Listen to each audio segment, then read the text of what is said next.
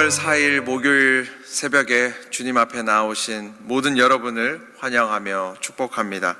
오늘 우리에게 주시는 말씀은 마태복음 10장 1절부터 15절까지의 말씀입니다. 마태복음 10장 1절부터 15절까지의 말씀을 각자의 자리에서 다 함께 한 목소리로 읽겠습니다. 예수께서 그의 12 제자를 부르사 더러운 귀신을 쫓아내며 모든 병과 모든 약한 것을 고치는 권능을 주시니라. 12 사도의 이름은 이러하니 베드로라 하는 시몬을 비롯하여 그의 형제 안드레와 세베대의 아들 야고보와 그의 형제 요한, 빌립과 바돌로메, 도마와 세리 마테, 알페오의 아들 야고보와 다데오, 가나나인 시몬 및 가롯 유다, 곧 예수를 판 자라. 예수께서 이 12를 보내시며 명하여 이르시되 이방인의 길로도 가지 말고 사마리아인의 고을에도 들어가지 말고 오히려 이스라엘 집에 잃어버린 양에게로 가라. 가면서 전파하여 말하되 천국이 가까이 왔다 하고 병든 자를 고치며 죽은 자를 살리며 나병 환자를 깨끗하게 하며 귀신을 쫓아내되 너희가 거저 받았으니 거저 주라. 너희 전대에 금이나 은이나 동을 가지지 말고 여행을 위하여 배낭이나 두벌 옷이나 신이나 지팡이를 가지지 말라. 이는 일꾼이 자기의 먹을 것 받는 것이 마땅함이라. 어떤 성이나 마을에 들어가든지 그 중에 합당한 자를 찾아내어 너희가 떠나기까지 거기서 머물라. 또 그 집에 들어가서 평안하기를 빌라. 그 집이 이에 합당하면 너희 빈 평안이 거기 임할 것이요 만일 합당하지 아니하면 그 평안이 너희에게 돌아올 것이니라. 누구든지 너희를 영접하지도 아니하고 너희 말을 듣지도 아니하거든 그 집이나 성에서 나가 너희 발의 먼지를 떨어버리라. 내가 진실로 너희에게 이르노니 심판날에 소돔과 고모라 땅이 그 성보다 견디기 쉬우리라. 아멘.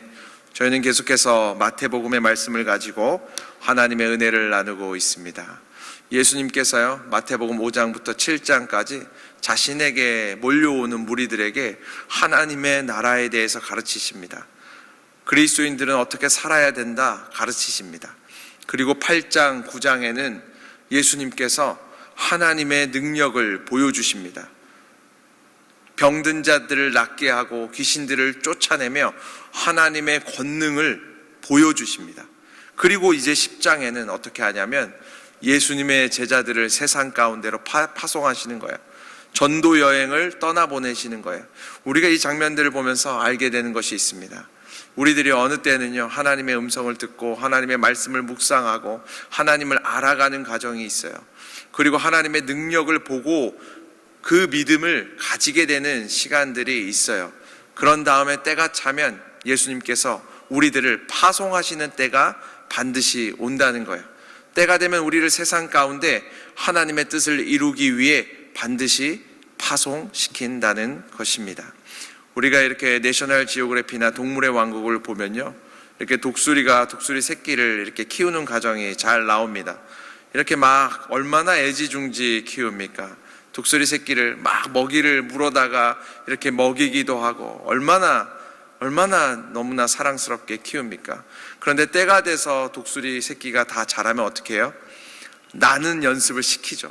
막 떨어뜨리고 둥지에서 내몰고 때가 되면 반드시 그런 일들이 있는 것처럼 예수님께서도 우리를 부르셔서 예수님의 감당할 수 없는 은혜로 우리를 구원하시고 우리를 양육하신 이후에는 하나님의 뜻을 위해서 세상 가운데로 보내신다는 것입니다.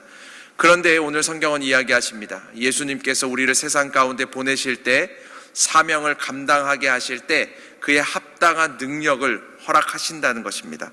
우리 1절의 말씀을 다시 한번 읽어보겠습니다. 1절입니다. 예수께서 그의 12 제자를 부르사 더러운 귀신을 쫓아내며 모든 병과 모든 약한 것을 고치는 권능을 주시니라. 성경이 이야기합니다. 예수님께서 제자들을 이렇게 세상 가운데 파송하시면서 두 가지 능력을 주시는데, 하나는 귀신을 쫓아내는 능력입니다. 그리고 또 하나는 무엇이냐면 모든 병들을 고치는 능력을 주셨다고 성경은 이야기하는 거예요. 그럼 우리는 여기서 한 가지를 분명히 깨닫게 됩니다. 무엇이냐면 하나님께서 우리를 부르셔서 세상 가운데 보내실 때는 우리 능력 가지고 그 일을 하라고 부르시는 게 아니라는 거예요. 하나님께서 주시는 능력을 가지고 그 일을 감당하게 하신다는 거예요. 우리가 이런 일들을 많이 보게 됩니다. 권사님들, 집사님들께 이렇게 목사님들이 부탁을 해요. 권사님, 집사님, 이 일을 한번 감당해 보십시오. 이 일을 한번 맡아주십시오. 이러면요, 막 이렇게 얘기하세요. 저는 준비가 안 됐다고. 아직 그거 할 능력이 없다고. 그런데 오늘 본문이 이야기하는 거예요. 우리가 가진 능력이 중요한 게 아닙니다. 우리가 가진 능력으로 그 일을 하는 거 아니라는 거예요.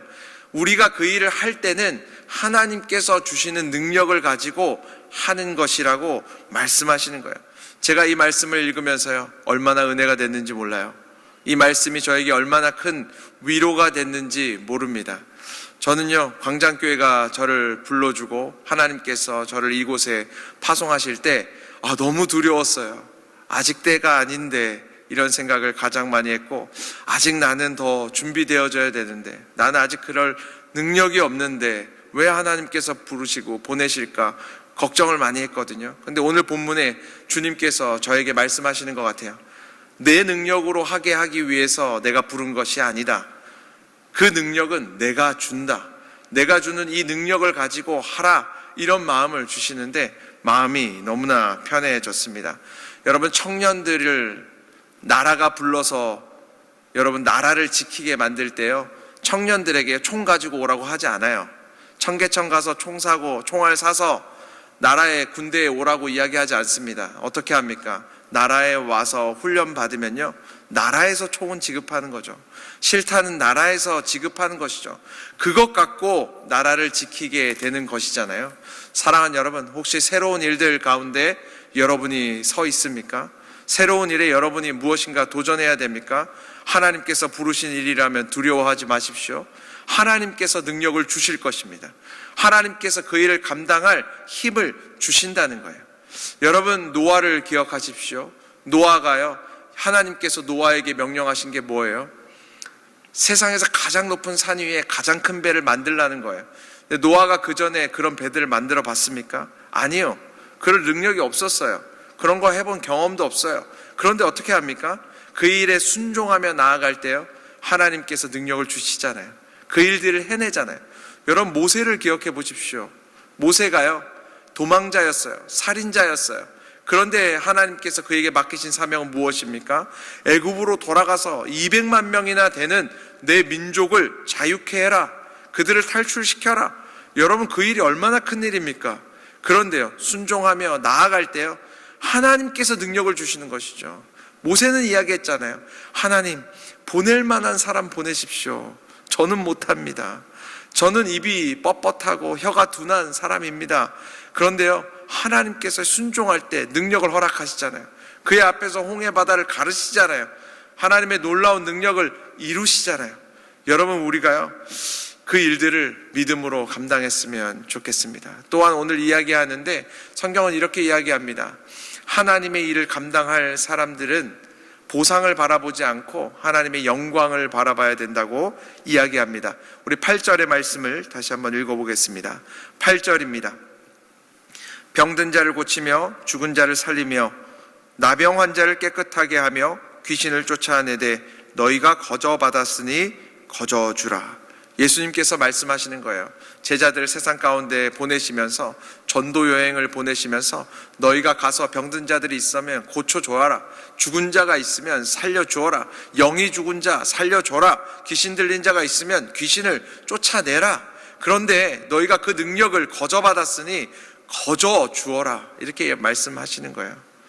사랑하는 여러분, 하나님께서 우리에게 주신 능력, 그리고 하나님께서 우리를 부르셔서 하는 그 사명을 감당할 때는요, 보상을 바라보면 안 됩니다. 우리가 바라봐야 되는 것은요, 하나님께서 허락하시는 영광이죠. 여러분, 보상을 바라보는 사람들은요, 자꾸 계산하게 돼요. 그들의 머릿속에는요, 계산기가 있어서 계속해서 두들깁니다. 가룟 유다가 그런 사람이었어요. 예수님을 쫓아가는 사람이었지만 그는 보상을 바라는 사람이었어요. 그러니까 어떻게 됩니까? 예수님을 쫓아가면서도 계속해서 계산기를 두들기는 거예요. 그리고는 어떻게 합니까? 예수님을 은삼십에 팔게 되는, 정말 저주의 역사를 경험하게 되는 것이죠. 정말 악의 역사를 경험하게 되는 것이죠.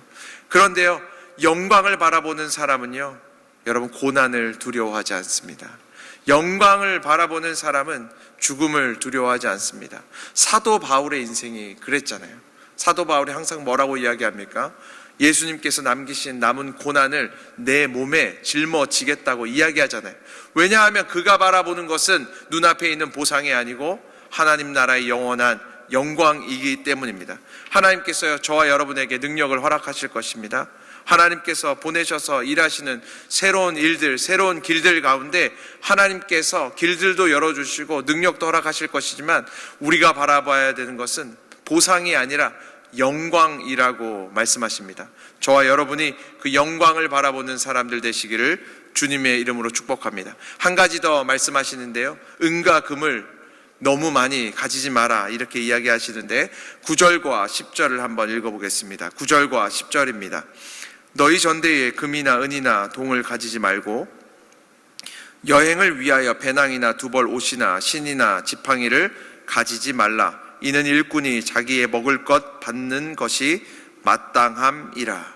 예수님이 이렇게 얘기하세요. 제자들을 이 전도 여행을 보내면서 세상 가운데 파송하면서 이렇게 이야기해요. 금을 갖지 마라, 은을 갖지 마라, 동을 갖지 마라, 두벌 옷을 갖지 마라, 지팡이를 갖지 마라. 여러분, 이것이요 우리에게 야 가난하게 살아라, 아무것도 갖지 마라 이 말입니까? 아닙니다.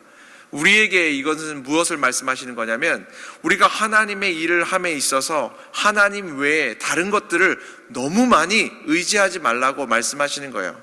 하나님께서 맡기신 일은 하나님의 능력으로 하나님을 의지함으로 하는 것이기 때문에 다른 것들 너무 의지하지 말라는 거예요. 여러분, 금도요, 은도요, 돈도요 너무 많아지잖아요. 할 수 있는 게 많아집니다. 의지하게 돼요. 권력도요 커지잖아요. 할 수 있는 게 많아져요. 할 수 있는 게 많아지면요, 할 수 있는 것 가지고는 사람들이 기도하지 않습니다. 내가 할 수 있는데 왜 기도하겠습니까? 내가 가진 권력으로, 내가 가진 금으로, 은으로, 동으로 할 수 있는데 왜 기도하겠어요? 그러니까 하나님 의지하지 않게 되는 것이죠. 그러면 점점 하나님의 역사가 보이지 않고 들리지 않게 되는 것입니다. 예전에 보면요, 예전에 청년들이 그런 거 참 많이 했어요. 거지 전도 여행이라고. 그게 무엇이냐면 최소한의 이렇게 여비만 가지고 최소한의 예산으로 이렇게 전국을 다니면서 전도 여행을 하는 거예요. 오늘은 이 집에 가서 얻어서 자고 내일은 저 교회에 가서 하루 자고 먹을 것도 얻어먹고 그러면서 합니다. 근데 왜 그렇게 합니까? 다른 것이 아니죠. 하나님의 인도하심을 더욱 선명하게 느끼기 위해서 그렇죠. 예산이 풍부하고 가진 게 많으면요, 그 하나님의 인도하심이 잘 안 들리고 잘 안 보이게 될까봐 거지처럼 가서 복음을 전하라고 하는 게 그런 여행이죠. 여러분, 저는 그게 생각납니다. 제가 군대에 처음 훈련 받으러 갔을 때 이 진주라는 곳에 가서 공군 훈련소에서 훈련받게 되었는데요, 야간에 사격하러 가니까 야간에 사격할 때에 모든 것을 암전하고 어둡게 한 다음에 훈련받을 때 하늘의 별을 보러 하고 이렇게 이야기하더라고요. 근데 하늘의 별을, 이게 20대 초반에 이 남자가 하늘의 별 볼 일이 없습니다. 근데 그날 딱 가서 보는데 별이 얼마나 많은지 너무 놀랐어요. 진주 하늘에 별이 그렇게 가득하더라고요. 그런데요, 여러분, 진주 하늘에만 별이 가득한 것입니까? 아니죠. 사실은 서울 하늘에도 별이 가득하죠. 별은 항상 있죠. 그런데 그 별이 잘 안 보일 뿐이죠. 왜 안 보입니까? 너무 밝은 것들이 많아서 그렇죠. 우리의 눈의 시선을 빼앗아가는 것들이 많아서 그렇죠. 진주 하늘에만 별들이 있는 게 아니잖아요. 하나님께서 예전에 성경 속에서만 역사하신 것입니까? 아니죠. 지금 이 순간에도 우리의 삶 가운데 역사하시고 일하시고 계시죠. 그런데 우리의 삶 가운데 우리의 눈을 어둡게 하는 너무나 밝은 것들이, 우리가 의지하는 것들이 많기 때문에 사실은 우리의 눈이, 시선이 그쪽으로 가는 것이잖아요. 그래서 예수님께서는 우리에게 도전하시는 거예요.